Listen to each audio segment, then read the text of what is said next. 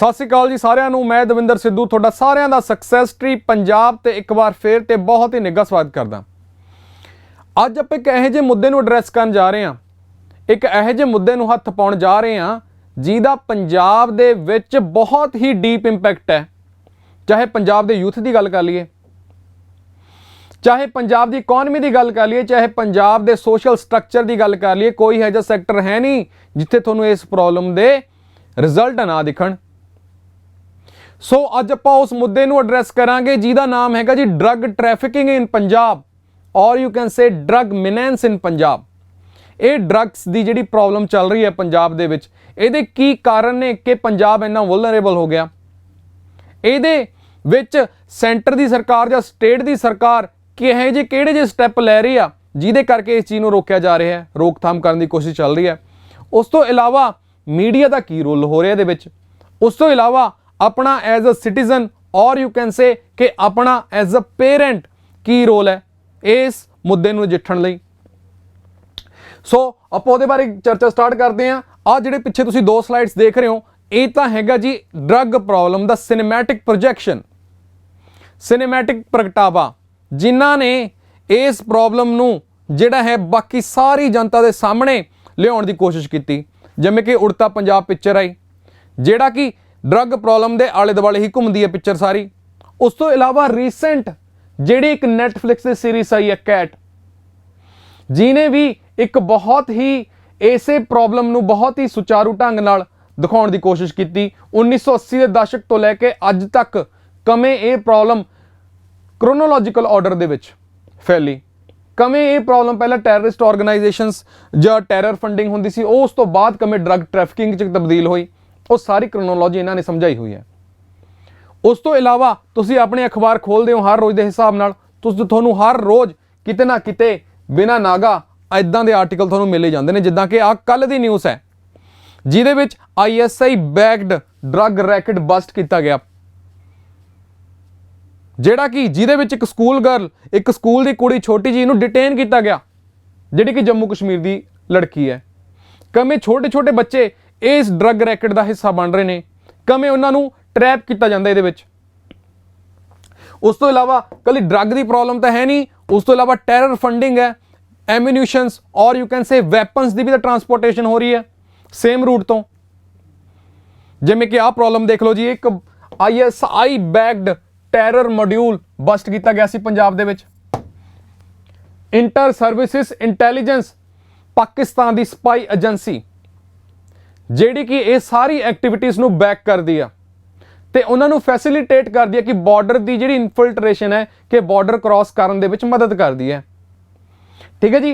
उस तो इलावा कमें टैक्नोलॉजी का यूज़ हो रहा है, चाहे वो ट्रांसपोर्ट करने होण, सप्लाई करने होण ड्रग्स, चाहे सप्लाई करने होण वैपन्स और एमुनिशंस, कमें टैक्नोलॉजी का यूज़ हो रहा है।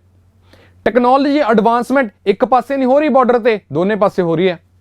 जे आपां अपने बॉर्डर पर बहुत सारे CCTV लाने हैं, अदरवाइज ई सर्विलेंस सिस्टम लेके जा रहे हैं, तो उधरले पासे भी टैक्नोलॉजी एडवांसमेंट हो रही है। सो कमें इस प्रॉब्लम को नजिठिया जाए उस तो ਉਹਦੇ बारे तो चर्चा आप करनी ही करनी है, पर पहला आप सिनॉप्सिस तो कर लिए, डायग्नोस तो कर लिए भी प्रॉब्लम हैगी क्यों है। सो सब तो बड़ा कारण इस प्रॉब्लम का जिहड़ा है जियोग्राफिकल लोकेशन है पंजाब की।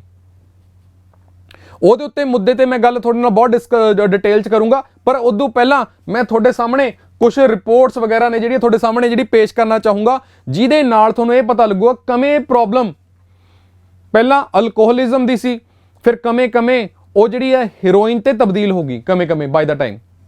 जिवें कि आ वाली जिहड़ी स्टडी है ये 2012 की स्टडी है, जिहदे विच अडिक्शनस दे पैटर्न देखे गए डी अडिक्शन सेंटरां दे विच। ਜਿਹੜੇ ਨਸ਼ਾ ਛਡਾਊ ਕੇਂਦਰ ਨੇ 27 ਇਹ ਜਿਹੇ ਨਸ਼ਾ ਛਡਾਊ ਕੇਂਦਰਾਂ ਨੂੰ ਸਰਵੇ ਦੇ ਵਿੱਚ ਲਿਆ ਗਿਆ ਤੇ ਉਹਦੇ ਵਿੱਚ ਦੇਖਿਆ ਗਿਆ ਵੀ ਪੈਟਰਨ ਕੀ ਹੈ, ਵੀ ਜਿਹੜੇ ਪੇਸ਼ੈਂਟ ਆ ਰਹੇ ਨੇ ਉਹ ਕਿਸ ਚੀਜ਼ ਦਾ ਨਸ਼ਾ ਕਰ ਰਹੇ ਨੇ। ਜਿਵੇਂ ਕਿ 2012 ਦੀ ਸਟੱਡੀ ਦੇ ਹਿਸਾਬ ਨਾਲ ਅਲਕੋਹਲ ਦੇ 36% ਕੇਸ ਆਉਂਦੇ ਸੀ, ਚਿੱਟੇ ਦੇ ਜਿਹਨੂੰ ਤੁਸੀਂ ਹੈਰੋਇਨ ਵੀ ਕਹਿ ਦਿੰਦੇ ਹੋ ਉਹਦੇ ਕਿੰਨੇ ਕੇਸ ਸੀਗੇ, ਉਹਦੇ ਸੀਗੇ 35%, कमें चरस के 24 सीगे ते कैमिकल ड्रग्स के 4.52% सी। ते कमें अज की जी सब तो लेटेस्ट रिपोर्ट है पंजाब ओपीएट डिपेंडेंसी सर्वे की, ਪੰਜਾਬ ਓਪੀਓਡ ਡਿਪੈਂਡੈਂਸੀ ਸਰਵੇ ਦੀ ਰਿਪੋਰਟ ਹੈ ਕਿ ਕਮੇ 2000 ਦੇ ਵਿੱਚ ਲਾਰਜਲੀ ਲੋਕ ਓਪੀਅਮ ਦਾ ਨਸ਼ਾ ਕਰਦੇ ਸੀ। ਓਪੀਅਮ ਇਸ ਅਫੀਮ। ਕਮੇ 2007 ਦੇ ਵਿੱਚ ਫਾਰਮਾਸਿਊਟੀਕਲ ਡਰੱਗਸ ਦਾ ਜਿਹੜਾ ਇੱਕ ਦੌਰ ਆਇਆ। ਕਮੇ 2012 ਦੇ ਵਿੱਚ ਜਿਹੜੀ 50-50% ਹੋ ਗਈ, 50% ਲੋਕ ਹੈਰੋਇਨ ਯੂਜ਼ ਕਰਨ ਲੱਗੇ ਤੇ 50% ਫਾਰਮਾਸਿਊਟੀਕਲ ਡਰੱਗਸ ਦੀ ਕਰਦੇ ਸੀ। ਤੇ ਕਮੇ 2015 ਵਿੱਚ ਆਉਂਦੇ ਜਿਹੜੀ ਇਹ ਪ੍ਰੋਬਲਮ ਹੈ 90% ਜਿਹੜੇ ਪੇਸ਼ੈਂਟ ਨੇ ਉਹ ਹੈਰੋਇਨ ਦੇ ਅਡਿਕਟ ਨੇ। ਸੋ ਕਮੇ ਇਹ ਪ੍ਰੋਬਲਮ ਜਿਹੜੀ ਹੈ ਪੰਜਾਬ ਦੀ ਜੜ੍ਹਾਂ ਨੂੰ ਹੁਣ ਖੋਖਲੀ ਕਰ ਰਹੀ ਹੈ। ਉਸ ਉੱਤੇ ਅੱਜ ਆਪਾਂ ਬਹੁਤ ਡਿਟੇਲ 'ਚ ਸਰਚ ਕਰਨੀ ਹੈ, ਠੀਕ ਹੈ ਜੀ। ਤੇ ਉਸ ਤੋਂ ਬਾਅਦ ਮੈਂ ਤੁਹਾਡੇ ਸਾਹਮਣੇ ਇੱਕ ਰਿਪੋਰਟ ਜਿਹੜੀ ਹੈ ਉਹ ਤੁਹਾਡੇ ਸਾਹਮਣੇ ਪੇਸ਼ ਕਰਨੀ ਸੀ, ਵਰਲਡ ਡਰੱਗ ਰਿਪੋਰਟ ਜਿਹਨੂੰ ਲਾਂਚ ਕਰਦੀ ਯੂਨਾਈਟਿਡ ਨੇਸ਼ਨ ਦਾ ਆਫਿਸ। ਯੂਨਾਈਟਿਡ ਨੇਸ਼ਨ ਦੀ ਇੱਕ ਆਰਗੇਨਾਈਜੇਸ਼ਨ ਹੈ ਜਿਹੜੀ ਹੈ ਵਰਲਡ ਡਰੱਗ ਰਿਪੋਰਟ ਨੂੰ ਲਾਂਚ ਕਰਦੀ ਹੈ। ਉਹਦਾ ਨਾਮ ਕੀ ਹੈ? World United nation office on drugs and crimes. ਇੱਕ ਆਫਿਸ ਹੈ ਜਿਹੜੀ ਕਿ ਵਰਲਡ ਡਰੱਗ ਰਿਪੋਰਟ ਨੂੰ ਜਿਹੜਾ ਹੈ ਲਾਂਚ ਕਰਦੀ ਹੈ। ਇਹਨਾਂ ਨੇ ਕਿਹਾ ਵੀ ਇੰਡੀਆ ਦੇ ਵਿੱਚ ਓਵਰਆਲ ਇੰਡੀਆ ਦੇ ਵਿੱਚ ਜਿੰਨੇ ਵੀ ਨਸ਼ੇ ਸੀਜ਼ ਕੀਤੇ ਜਾਂਦੇ ਨੇ, ਫੜੇ ਜਾਂਦੇ ਨੇ, ਉਹਨਾਂ ਵਿੱਚੋਂ 60% ਹਿੱਸਾ, more than 60% of all the illicit drugs seized in India are from Punjab। ਕਮੇ Punjab ਵੁਲਨਰੇਬਲ ਹੈ। ਕਿਉਂ ਪੰਜਾਬ ਵੁਲਨਰੇਬਲ ਹੈ? ਉਹਦਾ ਜਿਹੜਾ ਸਭ ਤੋਂ ਵੱਡਾ ਫੈਕਟਰ ਹੈ ਉਹ ਤਾਂ ਮੈਂ ਤੁਹਾਨੂੰ ਆਲਰੇਡੀ ਦੱਸ ਚੁੱਕਿਆ ਹਾਂ ਕਿ ਪੰਜਾਬ ਦੀ ਜੀਓਗ੍ਰਾਫੀਕਲ ਲੋਕੇਸ਼ਨ, ਪੰਜਾਬ ਦਾ ਭੂਗੋਲ ਬਹੁਤ ਵੱਡਾ ਹੀ ਰੋਲ ਪਲੇ ਕਰਦਾ ਹੈ। ਤੇ ਜਿਵੇਂ ਇੱਕ ਤੁਸੀਂ ਪਿੱਛੇ ਦੇਖ ਰਹੇ ਹੋ ਕਿ ਪੁਰਾਤਨ ਕਾਲ ਤੋਂ ਦੇਖਿਆ ਜਾਵੇ, ਐਂਸ਼ੀਅੰਟ ਟਾਈਮਸ ਤੋਂ ਦੇਖਿਆ ਜਾਵੇ, ਇੱਕ ਸਿਲਕ ਰੂਟ ਹੁੰਦਾ ਸੀ ਜਿਹਦੇ ਵਿੱਚ ਸਿਲਕ ਦੀ ਟਰਾਂਸਪੋਰਟੇਸ਼ਨ ਹੁੰਦੀ ਸੀ ਤੇ ਸਿਲਕ ਦੀ ਉਹਦੇ ਵਿੱਚ ਤਸਕਰੀ ਵੀ ਹੁੰਦੀ ਸੀ ਔਰ ਅਦਰਵਾਈਜ਼ ਅਦਰ ਮਟੀਰੀਅਲਸ ਦੀ ਵੀ ਹੁੰਦੀ ਸੀ। ਉਹੀ ਰੂਟ ਉਦੋਂ ਵੀ ਪੰਜਾਬ ਨਾਲ ਬਾਰਡਰ ਲੱਗਦਾ ਸੀ ਇਹਦਾ, ਤੇ ਅੱਜ ਦੀ ਡੇਟ ਵਿੱਚ ਇਹਨਾਂ ਦਾ ਵੀ ਹੁਣ ਵੀ ਬਾਰਡਰ ਲੱਗਦਾ ਪੰਜਾਬ ਨਾਲ। ਜਿਵੇਂ ਕਿ ਇਸ ਪ੍ਰੋਜੈਕਸ਼ਨ ਦੇ ਵਿੱਚ ਦੇਖੋ, ਦੋ ਬਹੁਤ ਹੀ ਇੰਪੋਰਟੈਂਟ ਏਰੀਆਸ ਜਿੱਥੇ ਓਪੀਅਮ ਦੀ ਪ੍ਰੋਡਕਸ਼ਨ ਹੁੰਦੀ ਹੈ। ਪੰਜਾਬ ਨਾਲ ਇੱਧਰਲੇ ਪਾਸੇ ਇੰਡੀਆ ਨਾਲ ਬਾਰਡਰ ਲੱਗਦਾ ਪਾਕਿਸਤਾਨ ਦਾ, ਇੱਧਰਲੇ ਪਾਸੇ ਇਸ ਏਰੀਆ ਨੂੰ ਕਹਿੰਦੇ ਆਪਾਂ ਗੋਲਡਨ ਕ੍ਰੈਸੈਂਟ, ਜਿਹਦੇ ਵਿੱਚ ਈਰਾਨ, ਅਫਗਾਨਿਸਤਾਨ ਤੇ ਪਾਕਿਸਤਾਨ ਏਰੀਆ ਆਉਂਦਾ ਹੈ, ਜਿੱਥੇ ਬਹੁਤ ਹੀ ਜ਼ਿਆਦਾ ਵੱਡੇ ਲੈਵਲ ਤੇ ਓਪੀਅਮ ਦੀ ਪ੍ਰੋਡਕਸ਼ਨ ਹੁੰਦੀ ਹੈ। ਓਪੀਅਮ ਹੀ, ਅਫੀਮ ਹੀ ਇੱਕ ਇਹੋ ਜਿਹਾ ਡਰੱਗ ਹੈ ਜਿਸ ਤੋਂ ਬਾਅਦ ਉਹਦੇ ਬਹੁਤ ਹੀ ਅਲੱਗ-ਅਲੱਗ ਤਰੀਕੇ ਦੇ ਡਰੱਗਸ ਜਿਹੜੇ ਹੈ ਕ੍ਰੀਏਟ ਕੀਤੇ ਜਾਂਦੇ ਨੇ। ਉਧਰਲੇ ਪਾਸੇ ਜੇ ਦੇਖਿਆ ਜਾਵੇ ਇੰਡੀਆ ਦੀ ਲੋਕੇਸ਼ਨ ਨਾਲ, ਇੱਧਰਲੇ ਪਾਸੇ ਗੋਲਡਨ ਟ੍ਰਾਇੰਗਲ ਹੈ ਜਿਹਦਾ ਬਾਰਡਰ ਇੱਧਰ ਨਾਰਥ ਈਸਟ ਸਟੇਟਸ ਨਾਲ ਲੱਗਦਾ ਹੈ। ਗੋਲਡਨ ਟ੍ਰਾਇੰਗਲ ਇਹਦੇ ਵਿੱਚ ਕਿਹੜੀ ਕੰਟਰੀਜ਼ ਆਉਂਦੀਆਂ ਨੇ? ਮਿਆਂਮਾਰ, ਲਾਓਸ, ਵੀਅਤਨਾਮ ਤੇ ਥਾਈਲੈਂਡ। ਇਹ ਵੀ ਉਹ ਕੰਟਰੀਜ਼ ਨੇ ਜਿੱਥੇ ਓਪੀਅਮ ਦੀ ਪ੍ਰੋਡਕਸ਼ਨ ਬਹੁਤ ਹੀ ਜ਼ਿਆਦਾ ਹੁੰਦੀ ਹੈ। ਸੋ ਇੰਡੀਆ ਦੀ ਮੈਂ ਤੁਹਾਨੂੰ ਦੱਸਾਂ ਓਵਰਆਲ ਇੰਡੀਆ ਦੀ, ਸੋ ਦੋਨਾਂ ਗੋਲਡਨ ਟ੍ਰਾਇੰਗਲ ਤੇ ਗੋਲਡਨ ਕ੍ਰੈਸੈਂਟ ਦੇ ਵਿਚਕਾਰ ਫਸਿਆ ਹੋਇਆ। India is sandwiched between these two regions. ਸਭ ਤੋਂ ਵੱਡਾ ਜਿਹੜਾ ਕਾਰਨ ਕਿ ਓਵਰਆਲ ਇੰਡੀਆ ਤੇ ਸਪੈਸੀਫਿਕਲੀ ਪੰਜਾਬ ਦੇ ਵਿੱਚ ਡਰੱਗ ਦੀ ਪ੍ਰੋਬਲਮ ਚੱਲ ਰਹੀ ਹੈ। ਅਫਗਾਨਿਸਤਾਨ ਤਾਂ 90% ਵਰਲਡ ਦੀ ਓਪੀਅਮ ਪ੍ਰੋਡਕਸ਼ਨ ਕਰਦਾ ਹੈ, ਠੀਕ ਹੈ ਜੀ। ਸੋ ਇਹ ਪ੍ਰੋਬਲਮ ਤਾਂ ਹੈਗੀ ਆ। ਉਸ ਤੋਂ ਇਲਾਵਾ ਦੇਖਿਆ ਜਾਵੇ ਪੰਜਾਬ ਦੇ 6 ਜ਼ਿਲ੍ਹੇ ਇਹੋ ਜਿਹੇ ਨੇ ਜਿਹੜੇ ਪਾਕਿਸਤਾਨ ਨਾਲ ਬਾਰਡਰ ਲੱਗਦੀ ਉਹਨਾਂ ਦਾ। ਜਿਵੇਂ ਦੇਖਿਆ ਜਾਵੇ ਪਠਾਨਕੋਟ, ਗੁਰਦਾਸਪੁਰ, ਅੰਮ੍ਰਿਤਸਰ, ਤਰਨਤਾਰਨ, ਫਿਰੋਜ਼ਪੁਰ ਤੇ ਫਾਜ਼ਿਲਕਾ। ਮਾਝੇ ਦੇ 4 ਡਿਸਟ੍ਰਿਕਟ ਤੇ ਉਸ ਤੋਂ ਇਲਾਵਾ ਮਾਲਵੇ ਦੇ 2, ਫਿਰੋਜ਼ਪੁਰ ਤੇ ਫਾਜ਼ਿਲਕਾ, ਜਿਹੜੇ ਕਿ ਪਾਕਿਸਤਾਨ ਨਾਲ ਬਾਰਡਰ ਲੱਗਦਾ ਉਹਨਾਂ ਦਾ।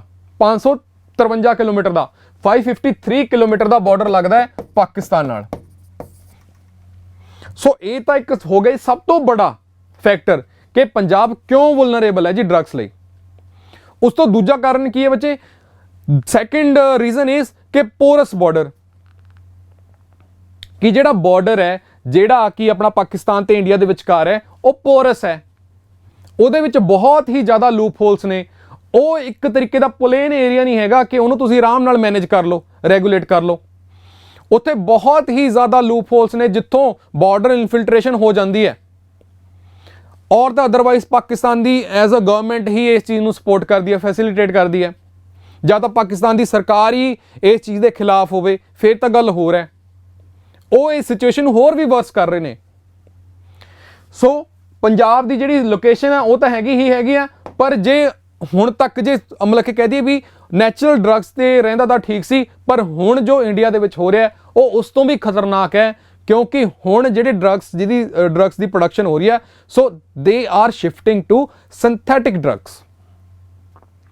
ਜੇ ਤੁਸੀਂ ਬਾਰਡਰ ਦੀ ਮੈਨੇਜਮੈਂਟ ਕਰ ਵੀ ਰਹੇ ਹੋ ਤਾਂ ਫਿਰ ਵੀ ਆਪਣੇ ਕੋਲ ਇਹੋ ਜਿਹੇ ਪ੍ਰੀਕਰਸਰ ਕੈਮੀਕਲਸ ਆਲਰੇਡੀ ਇੰਡੀਅਨ ਮਾਰਕੀਟ ਵਿੱਚ ਹੈਗੇ ਨੇ, ਜਿਨ੍ਹਾਂ ਨੂੰ ਆਪਾਂ ਪ੍ਰੀਕਰਸਰ ਕੈਮੀਕਲਸ ਕਹਿੰਦੇ ਆ, ਜਿਨ੍ਹਾਂ ਦਾ ਯੂਜ਼ ਕਰਕੇ ਅੱਜ ਦੀ ਡੇਟ ਵਿੱਚ ਸਿੰਥੈਟਿਕ ਡਰੱਗਸ ਦੀ ਪ੍ਰੋਡਕਸ਼ਨ ਹੋ ਰਹੀ ਹੈ, ਜਿਵੇਂ ਕਿ ਕੈਟਾਮਾਈਨ, ਕੋਇਡਾਈਨ, ਐਸੀਟਿਕ ਐਨਹਾਈਡਰਾਈਡ। ਇਹ ਬੱਚੋ ਇੱਕ ਇਹੋ ਜਿਹੇ ਡਰੱਗਸ ਨੇ ਜਿਨ੍ਹਾਂ ਦਾ ਯੂਜ਼ ਕਰਕੇ ਕਿਸੇ ਵੀ ਪਾਰਟਿਕੂਲਰ ਪਰਸਨ ਨੂੰ ਨਸ਼ਾ ਤਾਂ ਹੁੰਦਾ ਹੀ ਹੈ, ਕੋਈ ਵੀ ਡਰੱਗ ਯੂਜ਼ ਕਰਦਾ, ਬਟ ਇਹਨਾਂ ਦੀ ਜਿਹੜੀ ਮਾਰ ਹੈ ਬਹੁਤ ਹੀ ਜ਼ਿਆਦਾ। ਆ ਜਿਹੜੇ ਤੁਸੀਂ ਪਿਛਲੇ 1 ਜਾਂ 2 ਸਾਲਾਂ ਦੇ ਵਿੱਚ ਦੇਖੇ ਨਾ ਕਿ ਹਾਂ ਕਿ ਬਹੁਤ ਹੀ ਜ਼ਿਆਦਾ ਯੂਥ ਹੈ ਜਿਹੜਾ ਟੀਕੇ ਲਾ ਕੇ ਮਰ ਰਿਹਾ, so they are using the synthetic drugs. So ਜਿਹੜੀ ਪ੍ਰੋਬਲਮ ਹੈ ਪੰਜਾਬ ਦੇ ਵਿੱਚ, ਓਵਰਆਲ ਇੰਡੀਆ ਦੇ ਵਿੱਚ ਬਹੁਤ ਹੀ ਡੂੰਘੀ ਬੜੀ ਹੋਈ ਹੈ। ਸੋ ਆਪਾਂ ਨੂੰ ਕੋਸ਼ਿਸ਼ ਇਹ ਕਰਨੀ ਹੈ ਕਿ ਹੁਣ ਕਿਵੇਂ ਆਪਾਂ ਇਸ ਚੀਜ਼ ਨੂੰ ਰੋਕਿਆ ਜਾਵੇ, ਸਰਕਾਰ ਇਹੋ ਜਿਹੇ ਕੀ ਸਟੈਪ ਲਵੇ। ਪ੍ਰੀਕਰਸਰ, ਜੇ ਨੈਚੁਰਲ ਡਰੱਗਸ ਦੀ ਗੱਲ ਹੁੰਦੀ ਫਿਰ ਗੱਲ ਹੋਰ ਸੀ, ਹੁਣ ਤਾਂ ਸਿੰਥੈਟਿਕ ਡਰੱਗਸ ਤੇ ਆ ਗਏ। ਉਸ ਤੋਂ ਇਲਾਵਾ ਇੱਕ ਮੈਂ ਤੁਹਾਨੂੰ ਇੱਕ ਹੋਰ ਚੀਜ਼ ਦੱਸਦਾ ਕਿ ਤੁਸੀਂ ਬਾਅਦ ਚੋਂ ਆ ਕੇ ਤੁਹਾਡੇ ਪ੍ਰੋਬਲਮ ਨਹੀਂ ਆਉਣੀ, ਦਿਮਾਗ ਦੇ ਵਿੱਚ ਕੋਈ ਵੀ ਕੌਲਮ ਨਹੀਂ ਕ੍ਰੀਏਟ ਹੋਣਾ ਚਾਹੀਦਾ ਕਿ ਡਰੱਗ ਟ੍ਰੈਫਿਕਿੰਗ ਜਾਂ ਕ੍ਰਿਮੀਨਲ ਨੈਟਵਰਕਸ ਜਿਹੜੇ ਤੁਸੀਂ ਪੰਜਾਬ ਦੇ ਵਿੱਚ ਅੱਜ ਗੈਂਗਸ ਦੇਖ ਰਹੇ ਹੋ, ਬਹੁਤ ਜ਼ਿਆਦਾ ਬਣ ਰਹੇ ਨੇ, ਗੈਂਗਵਾਰ ਚੱਲ ਰਹੀ ਹੈ, they are all parts of the criminal networks. And the third arm is terrorist organisations. So ਆ ਜਿਹੜੀ 3 ਚੀਜ਼ਾਂ ਨੇ ਨਾ, drug trafficking, organized crimes or terrorist organization, they work hand in hand, they work in nexus। ਤੁਸੀਂ ਇੰਨਾ ਜੇ ਤੁਸੀਂ ਕਹਿ ਦੋ ਕਿ ਤੁਸੀਂ ਇੰਨੀ ਇੱਕ ਪ੍ਰੋਬਲਮ ਨੂੰ ਪਹਿਲਾਂ ਡੀਲ ਕਰ ਲਓਗੇ ਫਿਰ ਇਹਨਾਂ ਨੂੰ ਦੇਖ ਲਓਗੇ, ਏਦਾਂ ਹੋ ਹੀ ਨਹੀਂ ਸਕਦਾ। ਤੁਹਾਨੂੰ ਇਹਨਾਂ 3 ਪ੍ਰੋਬਲਮਸ ਨੂੰ ਨਾਲ ਲੈ ਕੇ ਹੀ ਸੋਲੂਸ਼ਨ ਕੱਢਣਾ ਪਊਗਾ, ਕਿਉਂਕਿ ਇਹੀ ਡਰੱਗ ਮਨੀ ਯੂਜ਼ ਹੁੰਦੀ ਹੈ ਅੱਗੇ ਜਾ ਕੇ ਟੈਰਰਿਸਟ ਆਰਗੇਨਾਈਜੇਸ਼ਨ ਨੂੰ ਫੰਡ ਕਰਨ ਵਾਸਤੇ, ਤੇ ਟੈਰਰਿਸਟ ਆਰਗੇਨਾਈਜੇਸ਼ਨ ਇਸ ਚੀਜ਼ ਨੂੰ ਫੈਸਿਲਿਟੇਟ ਕਰਦੇ ਨੇ ਤਾਂ ਕਿ ਉਹਨਾਂ ਨੂੰ ਪੈਸਾ ਜਨਰੇਟ ਹੋਵੇ। So they are in mutual relationship with each other. So ਇਹ ਚੀਜ਼ ਦਾ ਪ੍ਰੋਬਲਮ ਜਿਹੜੀ ਹੈ ਤੁਹਾਡੇ ਦਿਮਾਗ ਦੇ ਵਿੱਚ ਕਦੇ ਵੀ ਇਹਦੇ ਬਾਰੇ ਕੌਲਮ ਨਹੀਂ ਹੋਣਾ ਚਾਹੀਦਾ ਕਿ ਹਾਂ ਵੀ ਇਹ ਚੀਜ਼ਾਂ ਨੂੰ ਅੱਡ ਕਰਕੇ ਡੀਲ ਕਰ ਲਓ, ਐਦਾਂ ਹੋ ਨਹੀਂ ਸਕਦਾ। ਉਸ ਤੋਂ ਬਾਅਦ ਸਰਕਾਰ ਕੀ ਕਰ ਰਹੀ ਹੈ, ਸੈਂਟਰ ਦੀ ਸਰਕਾਰ ਇਸ ਪ੍ਰੋਬਲਮ ਨੂੰ ਨਜਿੱਠਣ ਵਾਸਤੇ ਕੀ ਕਰ ਰਹੀ ਹੈ? ਸਭ ਤੋਂ ਵੱਡਾ ਜਿਹੜੀ ਹੈ ਚੀਜ਼ ਉਹਨਾਂ ਨੇ ਇਨੀਸ਼ੀਏਟਿਵ ਲੈਤਾ ਸੀ, that is NDPS act, narcotic substances and psychotropic substances act 1985, narcotic drugs and psychotropic substances act 1985, ਜਿਹਦੇ ਵਿੱਚ ਇਹਨਾਂ ਨੇ ਬਹੁਤ ਹੀ ਜ਼ਿਆਦਾ ਸਟ੍ਰਿੰਜੈਂਟ ਐਕਸ਼ਨਸ ਲਏ। ਚਾਹੇ ਤੁਸੀਂ ਪਰਸਨਲ ਯੂਜ਼ ਕਰ ਰਹੇ ਹੋ ਤੇ ਚਾਹੇ ਤੁਸੀਂ ਉਸ ਚੀਜ਼ ਨੂੰ ਪਾਰਟਿਕੂਲਰ ਡਰੱਗ ਨੂੰ ਵੇਚ ਰਹੇ ਹੋ, ਯੂਜ਼ ਕਰਨ ਤੇ ਵੀ ਸਜ਼ਾ ਹੈ ਤੇ ਵੇਚਣ ਤੇ ਤਾਂ ਸਜ਼ਾ ਹੋਊਗੀ ਹੀ ਹੋਊਗੀ। 1 ਸਾਲ ਤੋਂ ਲੈ ਕੇ 20 ਸਾਲ ਤੱਕ ਦੀ ਸਜ਼ਾ ਜਿਹੜੀ ਹੈ ਇਸ ਪਾਰਟਿਕੂਲਰ ਐਕਟ ਦੇ ਵਿੱਚ ਜਿਹੜੀ ਹੈ ਪੈਂਦੀ ਹੈ। ਉਸ ਤੋਂ ਇਲਾਵਾ ਜਿਹੜੇ ਵੀ ਆਫੈਂਸਿਸ ਤੁਸੀਂ NDPS ਐਕਟ ਦੇ ਵਿੱਚ ਆਉਣਗੇ ਉਹ ਨਾਨ ਅਵੇਲੇਬਲ ਹੋਣਗੇ, ਨਾਨ ਅਵੇਲੇਬਲ ਆਫੈਂਸਿਸ। ਉਸ ਤੋਂ ਇਲਾਵਾ 1 ਤੋਂ 20 ਸਾਲ ਦੀ ਸਜ਼ਾ ਤਾਂ ਹੈਗੀ ਆ, ਪਲੱਸ ਜਿਹੜੇ ਹੈ ਤੁਹਾਨੂੰ ਫਾਈਨ ਵੀ ਲਾਇਆ ਜਾ ਸਕਦਾ ਹੈ, ਪਲੱਸ ਨਾਨ ਅਵੇਲੇਬਲ ਹੈ ਤੇ ਤੁਸੀਂ ਉਹ ਤੇ ਬੇਲ ਨਹੀਂ ਕਰਵਾ ਸਕਦੇ। ਠੀਕ ਹੈ ਜੀ। ਉਸ ਤੋਂ ਬਾਅਦ ਇੱਕ ਬਹੁਤ ਹੀ ਇੱਕ ਵੱਡੀ ਆਰਗੇਨਾਈਜੇਸ਼ਨ ਜਿਹਦਾ ਨਾਮ ਹੈ ਨਾਰਕੋਟਿਕ ਕੰਟਰੋਲ ਬਿਊਰੋ, ਉਹ ਵੀ ਜਿਹਦੀ ਹੈ ਉਹਦੀ ਵੀ ਸਟੈਬਲਿਸ਼ਮੈਂਟ ਇਸੇ ਐਕਟ ਦੇ ਅੰਦਰ ਕੀਤੀ ਗਈ, NDPS ਐਕਟ ਦੇ ਵਿੱਚ, ਜਿਹੜੀ ਓਵਰਆਲ ਇੰਡੀਆ ਦੇ ਵਿੱਚ ਜਿਹੜੀ ਹੈ ਡਰੱਗਸ ਦੀ ਪ੍ਰੋਬਲਮ ਨੂੰ ਦੇਖਦੀ ਹੈ ਤੇ ਡਰੱਗ ਤਸਕਰ ਨੇ ਜਾਂ ਡਰੱਗ ਸਮਗਲਰਸ ਨੇ ਉਹਨਾਂ ਨੂੰ ਫੜਦੀ ਹੈ।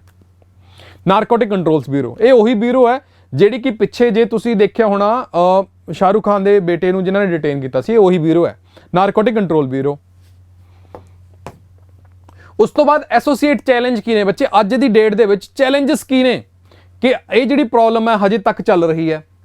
ਸਭ ਤੋਂ ਵੱਡਾ ਕਾਰਨ ਹੈ ਜੀ ਈਜ਼ੀ ਬਾਰਡਰਸ ਨੇ। ਇਹਨਾਂ ਦੀ ਰੈਗੂਲੇਸ਼ਨ ਜਿਹੜੀ ਕਰਨੀ ਬਹੁਤ ਹੀ ਜ਼ਿਆਦਾ ਔਖੀ ਹੈ, ਇਹਨੂੰ ਰੈਗੂਲੇਟ ਕਰਨਾ ਬਹੁਤ ਹੀ ਜ਼ਿਆਦਾ ਔਖਾ ਹੈ, ਇਹਨੂੰ ਮੇਨਟੇਨ ਕਰਨਾ ਬਹੁਤ ਔਖਾ ਹੈ। ਤੁਸੀਂ ਕਿੰਨੇ CCTV ਲਾ ਲਓਗੇ, ਕਿੰਨੀਆਂ ਬਾੜਾਂ ਲਾ ਲਓਗੇ, ਉਹ ਜਿਹੜਾ ਸਾਰਾ ਏਰੀਆ ਹੈ ਉਹ ਇੰਡੀਆ ਨਾਲ ਜਿਹੜਾ ਪਾਕਿਸਤਾਨ ਨਾਲ ਬਾਰਡਰ ਲੱਗਦਾ ਹੈ ਜਾਂ ਫਿਰ ਨਾਰਥ ਈਸਟ ਦਾ ਮਿਆਂਮਾਰ ਨਾਲ ਬਾਰਡਰ ਲੱਗਦਾ, ਉਹ ਸਾਰਾ ਹੀ ਪਹਾੜੀ ਇਲਾਕਾ ਹੈ। ਉਹਨੂੰ ਤੁਸੀਂ ਕਿੰਨਾ ਹੀ ਜ਼ਿਆਦਾ ਮੈਨੇਜ ਕਰ ਲਓਗੇ, ਇੰਨਾ ਜ਼ਿਆਦਾ ਮੈਨੇਜ ਕਰਨਾ ਮੁਸ਼ਕਿਲ ਹੈ। ਉਹ ਵੀ ਉਸ ਤੋਂ ਉੱਪਰ ਕਰੇਲੇ ਤੇ ਨਿੰਮ ਚੜਿਆ ਕਿ ਪਾਕਿਸਤਾਨ ਦੀ ਸਰਕਾਰ ਇਹਨਾਂ ਟੈਰਰਿਸਟ ਆਰਗੇਨਾਈਜੇਸ਼ਨਸ ਨੂੰ ਓਬਲੀਗ ਡਰੱਗ ਟ੍ਰੈਫਿਕਰਸ ਨੂੰ ਸਪੋਰਟ ਕਰਦੀ ਹੈ। ਸੋ ਬਾਰਡਰਸ ਆਰ ਵੈਰੀ ਈਜ਼ੀ, ਜਿਹੜਾ ਕਿ ਸਭ ਤੋਂ ਵੱਡਾ ਚੈਲੰਜ ਹੈ ਅੱਜ ਦੀ ਡੇਟ ਦੇ ਵਿੱਚ। ਉਸ ਤੋਂ ਇਲਾਵਾ ਡਰੱਗ ਟ੍ਰੈਫਿਕਿੰਗ ਦੇ ਨਵੇਂ ਵੇਸ, ਨਵੇਂ ਤਰੀਕੇ ਜਿਹੜੇ ਹੈ ਕੱਢੇ ਜਾਂਦੇ ਨੇ। ਹੁਣ ਡਰੋਨਸ ਯੂਜ਼ ਹੋ ਰਹੇ ਨੇ ਫॉर द ट्रांसपोर्टिंग ड्रग्स, ਨਵੀਂ ਟੈਕਨੋਲੋਜੀ ਦੀ ਐਡਵਾਂਸਮੈਂਟ ਹੋ ਰਹੀ ਹੈ। ਜੇ ਇੱਕ ਪਾਸੇ ਜੇ ਇੰਡੀਅਨ ਬਿਊਰੋਸ ਨੇ ਜਾਂ ਇੰਡੀਆ ਦੀ ਜਿਹੜੀ ਇੰਟੈਲੀਜੈਂਸ ਏਜੰਸੀਜ਼ ਨੇ, ਜੇ ਉਹ ਟੈਕਨੋਲੋਜੀਕਲ ਐਡਵਾਂਸਮੈਂਟ ਕਰਦੀਆਂ ਨੇ ਤਾਂ ਉਧਰਲੇ ਪਾਸੇ ਵੀ ਹੋ ਜਾਂਦਾ ਹੈ। ਸੋ ਦੇ ਆਰ ਇਵੋਲਵਿੰਗ ਵੇਸ ਆਫ ਟ੍ਰੈਫਿਕਿੰਗ। ਦੂਜਾ ਵੱਡਾ ਕਾਰਨ ਇਸ ਚੈਲੰਜ।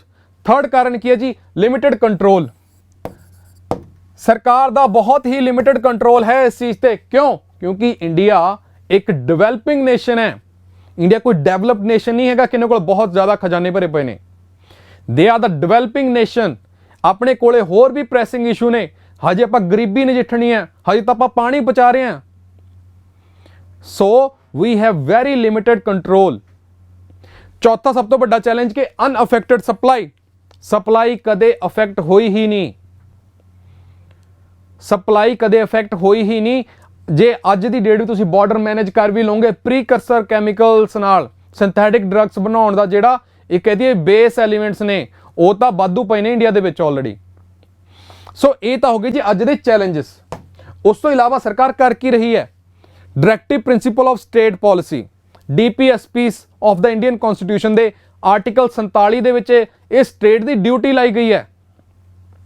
ਸਟੇਟ ਦੀ ਇਹ ਡਿਊਟੀ ਲਾਈ ਗਈ ਦਾ state shall regard raising the level of nutrition level raise करूगा और इंडेवर करूगा कि ऐसी प्रोहिबिशन लाइए of the consumption of medicinal purpose of intoxicating drinks and of drugs which are injurious to health. Article 47 ਦੇ ਵਿੱਚ ਸੈਂਟਰ ਦੀ ਸਰਕਾਰ ਤੇ ਸਟੇਟ ਦੀ ਸਰਕਾਰ ਉੱਤੇ ਡਿਊਟੀ ਲਾਈ ਗਈ ਹੈ ਕਿ ਇਹ ਤੁਹਾਡੀ ਡਿਊਟੀ ਬਣਦੀ ਹੈ ਕਿ ਤੁਸੀਂ ਇਹ ਸਾਰੇ ਡਰੱਗਸ ਜਿਹੜੇ ਕਿ ਬਹੁਤ ਹੀ ਇੰਜਰੀਅਸ ਨੇ ਹੈਲਥ ਦੇ ਵਾਸਤੇ, ਤੁਸੀਂ ਉਹਨਾਂ ਤੇ ਰੋਕਥਾਮ ਲਾਓ। ਉਸ ਤੋਂ ਇਲਾਵਾ इंडिया की सरकार कर की रही है बहुत ही ज़्यादा ਜਿਹੜੀਆਂ ਵੱਡੀਆਂ ਆਰਗੇਨਾਈਜੇਸ਼ਨਸ ਨੇ, ਇੰਟਰਨੈਸ਼ਨਲ ਆਰਗੇਨਾਈਜੇਸ਼ਨਸ ਨੇ, ਉਹਨਾਂ ਨਾਲ ਕੋਆਰਡੀਨੇਟ ਕਰ ਰਹੀ ਹੈ। ਉਹਨਾਂ ਨਾਲ ਬੈਠ ਕੇ ਬ੍ਰੇਨਸਟਾਰਮਿੰਗ ਚੱਲ ਰਹੀ ਹੈ ਕਿ ਅਸੀਂ ਨਵੇਂ ਵੇਸ ਲੱਭੀਏ ਕਿ ਡਰੱਗ ਟ੍ਰੈਫਿਕਿੰਗ ਦੀ ਪ੍ਰੋਬਲਮ ਅਸੀਂ ਖਤਮ ਕਰ ਸਕੀਏ। ਇਹ ਉਹ ਚੀਜ਼ਾਂ ਨੇ ਜਿਹੜੀ ਕਰ ਰਹੀਆਂ ਨੇ ਸਰਕਾਰਾਂ। ਉਸ ਤੋਂ ਇਲਾਵਾ ਆਪਾਂ ਕੋਆਰਡੀਨੇਸ਼ਨ ਬਣਾਇਆ ਜੀ ਅਮੰਗ ਵੇਰੀਅਸ ਸੈਂਟਰ ਤੇ ਸਟੇਟ ਏਜੰਸੀਜ਼। ਇਹ ਇੱਕ ਬਹੁਤ ਹੀ ਵੱਡਾ ਲੂਪ ਹੋਲ ਹੈ ਕਿਉਂਕਿ ਸਟੇਟ ਦੀਆਂ ਇੰਟੈਲੀਜੈਂਸ ਏਜੰਸੀਜ਼ ਤੇ ਸੈਂਟਰ ਦੀਆਂ ਇੰਟੈਲੀਜੈਂਸ ਏਜੰਸੀਜ਼ ਦੇ ਵਿੱਚ ਕੋਆਪਰੇਸ਼ਨ ਨਹੀਂ ਹੈਗੀ। ਸੈਂਟਰ ਦੀ ਸਰਕਾਰ ਕੋਈ ਇੰਟੈਲੀਜੈਂਸ ਇਨਪੁਟ ਦਿੰਦੀ ਹੈ ਸਟੇਟ ਦੀ ਸਰਕਾਰ ਨੂੰ, ਸਟੇਟ ਵਾਲੀਆਂ ਗੋਲਦੀਆਂ ਨਹੀਂ। ਜੇ ਸਟੇਟ ਵਾਲੀ ਕੋਈ ਇਨਪੁਟ ਦਿੰਦੀ ਹੈ ਸੈਂਟਰ ਵਾਲੇ ਨੂੰ, ਉਹ ਨਹੀਂ ਗੋਲਦੇ। ਕਿਉਂ ਨਹੀਂ ਗੋਲਦੇ? ਕਿਉਂਕਿ ਉਹਨਾਂ ਦੇ ਵਿਰੋਧੀ ਧਿਰ ਹੁੰਦੇ ਨੇ, ਪੋਲੀਟੀਕਲ ਉਹਨਾਂ ਦੇ ਜਿਹੜੇ ਹੈ ਡਿਫਰੈਂਸਿਸ ਹੁੰਦੇ ਨੇ।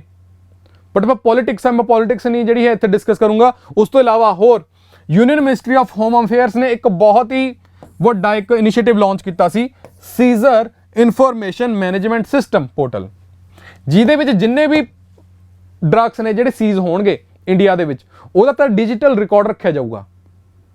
ਕਿਉਂਕਿ ਪ੍ਰੋਬਲਮ ਇਹ ਚੱਲ ਰਹੀ ਹੈ ਕਿ ਨਿਊਜ਼ ਜਿਹੜੀਆਂ ਹੈ ਹੁਣ ਵੀ ਤੁਹਾਨੂੰ ਬਥੇਰੀਆਂ ਦੇਖਣ ਨੂੰ ਮਿਲਦੀਆਂ ਨੇ ਕਿ ਜੇ ਡਰੱਗ ਸੀਜ਼ ਵੀ ਹੁੰਦੇ ਨੇ, ਕਈ ਵਾਰੀ ਕਰਪਸ਼ਨ ਦੀ ਵਜ੍ਹਾ ਨਾਲ ਉਹੀ ਡਰੱਗ ਦੀ ਸਪਲਾਈ ਉੱਥੋਂ ਹੀ ਹੋ ਜਾਂਦੀ ਹੈ, ਸਰਕਾਰੀ ਦਫ਼ਤਰਾਂ 'ਚੋਂ ਹੀ ਹੋ ਰਹੀ ਹੈ ਕਿਉਂਕਿ ਕਰਪਸ਼ਨ ਚੱਲ ਰਹੀ ਹੈ।